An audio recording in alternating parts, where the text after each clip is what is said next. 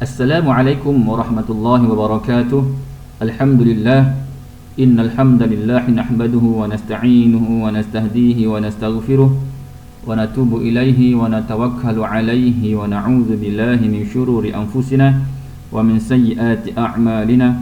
Man yahdihillahu fala mudilla lahu wa man yudlil falan tajida lahu waliyyan mursyida.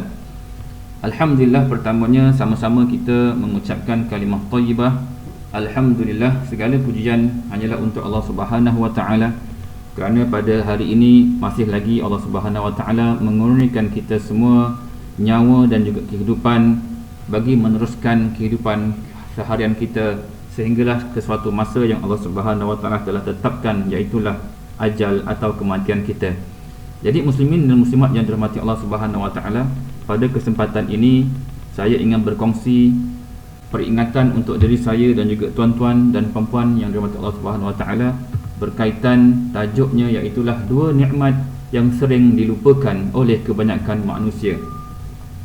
Manusia ataupun hamba-hamba Allah Subhanahu wa taala ini Allah telah ciptakan, Allah telah jadikan dengan pelbagai kemudahan ataupun nikmat yang Allah Subhanahu wa taala sediakan secara percuma.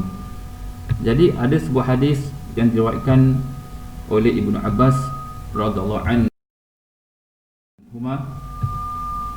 yang mana Ibnu Abbas radhiyallahu anhu qala an-nabiy sallallahu alaihi wasallam ni'matani maghbunun fihima katsirun minan nas as-sihhatu wal faragh, rawahu al-Bukhari, hadis 5933.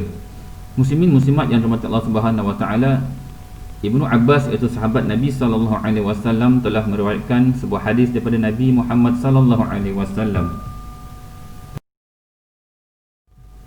yang bermaksud dua kenikmatan yang sering dilupakan oleh kebanyakan manusia adalah kesihatan dan waktu lapang. Semua manusia Allah Subhanahu wa taala telah kurniakan nikmat-nikmat yang banyak. Akan tetapi di antara nikmat-nikmat yang banyak ini terdapat dua nikmat yang sering kali manusia lupakan, iaitulah nikmat sihat dan nikmat waktu lapang. Apabila kita sihat, kita tidak merasakan bahawa sebenarnya kesihatan itu adalah sementara, dan bila-bila masa kesihatan itu akan hilang, kerana kesihatan itu adalah nikmat daripada Allah dan Allah berhak untuk menarik nikmat ini pada bila-bila masa. Yang kedua adalah waktu lapang. Apabila kita berada dalam waktu yang lapang, kesempatan masa yang ada, kita kadang-kadang lupa bahawa waktu lapang ini hanyalah sementara, dan pada bila-bila masa sahaja Allah Subhanahu wa taala akan boleh berikan kita kesibukan atau menghilangkan waktu lapang tersebut dengan kesibukan-kesibukan yang tertentu. Jadi dalam pendengar yang dirahmati Allah Subhanahu wa taala, kesihatan dan waktu lapang ini adalah nikmat yang sangat penting bagi kita, khususnya kepada orang yang beriman kepada Allah Subhanahu wa taala, kerana kedua-dua nikmat ini pastinya akan memberi impak yang sangat besar kepada kita selaku hamba Allah yang beriman, dengan memanfaatkan kedua-duanya ini dengan perkara-perkara yang boleh memberikan kita kemudahan atau kebahagiaan di dunia dan di akhirat. Muslimin muslimat yang dirahmati Allah Subhanahu wa taala, Imam Ibnu Hajar Al-Asqalani telah mencatatkan atau merekodkan dalam kitabnya Fathul Bari, iaitulah kitab syarahan bagi mensyarahkan hadis-hadis yang diriwayatkan oleh Imam Al-Bukhari dalam kitabnya Sahih Al-Bukhari. Ya, Ibn Battal telah mengatakan bahawa makna al-hadis anna al-mar'a la yakunu farighan hatta yakuna makfiyan sahih al-badan, faman hasala lahu dhalik falyahris ala alla yaghbin bi an yatruka syukrallahi ala ma an'ama bihi alaihi. Ibnu Battal mengatakan hadis ini membawa maksud atau pengertian yang lebih mudah, iaitu sesungguhnya seseorang itu tidaklah dikatakan mempunyai masa lapang yang banyak sehinggalah dia itu dicukupkan baginya akan tubuh badan yang sihat. Maka barang siapa yang telah memperoleh yang demikian, maka hendaklah dia bersegera atau menzahirkan rasa syukurnya kepada Allah Subhanahu wa taala di atas nikmat tersebut. Imam Ibn Battal mengatakan bahawa nikmat masa lapang itu tidak cukup atau tidak rasa sempurna, melainkan apabila waktu lapang yang kita ada itu diiringi dengan tubuh badan yang sihat. Maka apabila memperolehi kedua-dua ini, iaitu waktu lapang dan tubuh badan yang sihat, maka hendaklah seseorang itu menzahirkan syukurnya di atas nikmat kedua-dua ini. Di antara cara yang boleh dia lakukan bagi menzahirkan kesyukurannya adalah hendaklah dia melaksanakan atau mentaati segala perintah Allah Subhanahu wa taala ke atasnya dan menjauhi semua larangan Allah Subhanahu wa taala ke atasnya. Faman farrata fi dzalik, maka sesiapa yang melampaui yang demikian atau tidak melakukan yang demikian atau tidak melakukan atau menzahirkan kesyukurannya di atas nikmat ini, fahuwal maghbun, maka dia itu akan tertipu atau juga mengalami kerugian di atas nikmat yang tidak disempurnakan ke atasnya rasa syukur kepada Allah Subhanahu wa taala. Jadi sedang pendengar muslimin muslimat yang dirahmati Allah Subhanahu wa taala, nikmat sihat ini perlulah diiringi oleh nikmat waktu lapang. Nikmat waktu lapang juga perlulah diiringi oleh tubuh badan yang sihat, kerana kedua-dua ini manfaatnya akan besar kepada kita jikalau kita dapat manfaatkan akan manfaatkan dengan cara yang betul.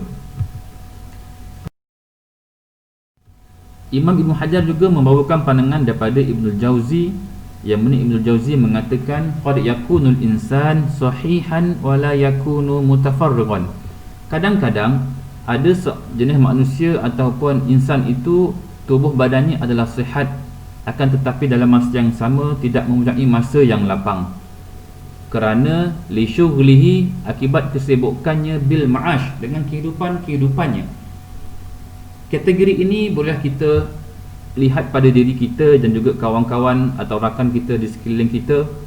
Kebanyakan kita pada hari ini termasuk dalam golongan ini. Mungkin ramai di antara kita yang sihat tetapi terlalu sibuk dengan kerja-kerja kita seharian. Kerana inilah juga tuntutan yang dikehendaki kepada kita, kerana Allah Subhanahu wa taala meminta orang yang sihat manfaatkan waktu sihatnya dengan perkara-perkara yang memberi manfaat kepada dirinya bagi kehidupan dunia ini, lebih-lebih lagi untuk kehidupan di akhirat. Waqad yakunu mustaghniyan, kadang-kadang ada juga di antara manusia ini mustaghniyan, yang rasa cukup, wala yakunu sahihan, rasa cukup atau mempunyai masa lapang tetapi tidak sihat.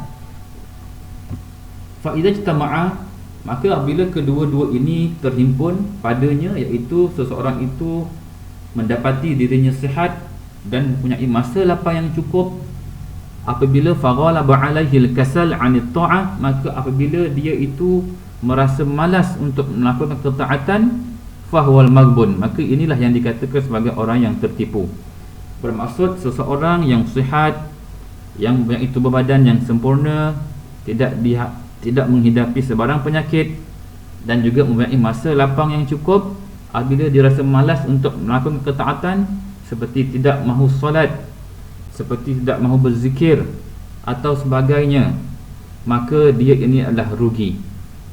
Terlalu rugi kerana tidak dapat memanfaatkan nikmat dua yang utama ini ke jalan yang Allah Subhanahu wa taala menjanjikan akan ganjaran yang besar di hari akhirat kelak. Maka Imam Ibn Hajar menyatakan lagi di dalam syarahannya atau penjelasannya berkaitan hadis ini, mengatakan bahawa wa tamamu dzalik anna dunya mazra'atul akhirah, sesungguhnya dunia adalah ladang ataupun tempat tanaman bagi akhirat. Wa fiha at-tijarah, dan di dunia inilah terdapat jenis perniagaan yang mana yazhar ribhuha, yang mana akan diperolehi, akan nyata keuntungannya apabila kita berada di alam akhirat. Inilah dia tuan-tuan dan puan-puan, dunia adalah umpama ladang. Apabila ladang yang subur, yang ditanam dengan tanaman-tanaman yang memberi manfaat kepada kita sebagai orang yang menanam, nescaya hasilnya akan kita tuai atau keuntungannya akan kita perolehi di akhirat. Faman ista'mala faraghahu wa sihhatahu fi ta'atillah fa huwal maghbut, maka barang siapa yang menggunakan nikmat masa lapangnya dan nikmat sihatnya fi ta'atillah, dalam ketaatan kepada Allah, fahuwal maghbut, maka dia ini akan diberkati, akan memperolehi kebahagiaan, akan berasa untung. Wa man ista'malahuma, dan barang siapa yang menggunakan keduanya, iaitulah menggunakan masa lapangnya, menggunakan masa sihatnya, fi maksiatillah, pada kemaksiatan kepada Allah, atau tidak melakukan ketaatan kepada Allah, fahuwal maghbun, maka dia ialah tertipu dan akan rugi, tidak merasa bahagia. Li'annal faragha, kerana masa lapang, ya'qubuhu syughl, akan dihilangkan oleh kesibukan, akan berlalunya dengan kesibukan, akan tidak dapat dikembalikan dengan kesibukan yang akan datang.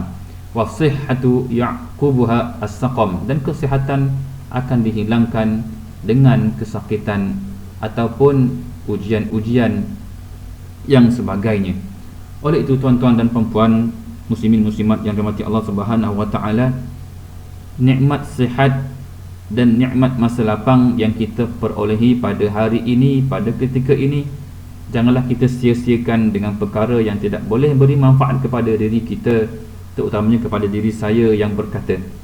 Kerana banyak di sana hadis-hadis atau panduan-panduan yang dinyatakan oleh Rasulullah SAW, para sahabat, para ulama yang telah memberikan garis panduan untuk kita manfaatkan bagaimana cara yang boleh kita manfaatkan bagi memperolehi ganjaran yang baik, yang besar di akhirat kelak apabila kita memanfaatkan nikmat sihat dan nikmat masa lapang. Sebagai contoh, Rasulullah SAW pernah bersabda, kalimatani khafifatani fil lisan, thaqilatani fil mizan, habibatani ila rahman. Dua kalimah yang mana Allah Subhanahu wa taala mengatakan khafifatani, sangat ringan, fil lisan, di lidah kita, iaitulah sangat mudah untuk kita menyebutnya. Akan tetapi thaqilatani fil mizan, akan tetapi kedua-dua kalimah ini sangat berat, fil mizan, apabila berada di atas timbangan. Wa habibatani ila rahman, dan sangat disukai kedua-dua kalimah ini di sisi Allah Subhanahu wa taala yang Maha Pemurah, Maha Penyayang, iaitulah subhanallahil azim, subhanallah wa bihamdi, Maha suci Allah yang Maha Agung, subhanallah wa bihamdi, Maha suci Allah dan juga Maha puji, segala puji-pujian hanya untuk Allah Subhanahu wa taala.